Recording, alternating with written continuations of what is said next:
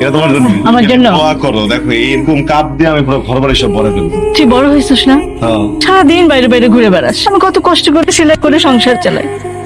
তোর বুদ্ধি নাই, তোর বাবা বেঁচে নাই।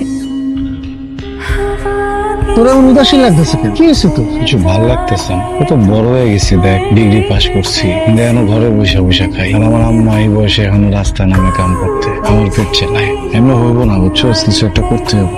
তো কি করবি এখন? ভাবছস কিছু? আমি ব্যবসা করবো। আরে বেটা, করবি আমার ব্যবসা? তুই তো নিজে আম খাস না। নাও এখানে একটা সই করে দাও, আজ থেকে আম বাগান তোমার। ভালো করে যত্ন আত্মি করে আম বাগানে, ঠিক আছে? তাইলে ভালো ফলন পাবা কিন্তু।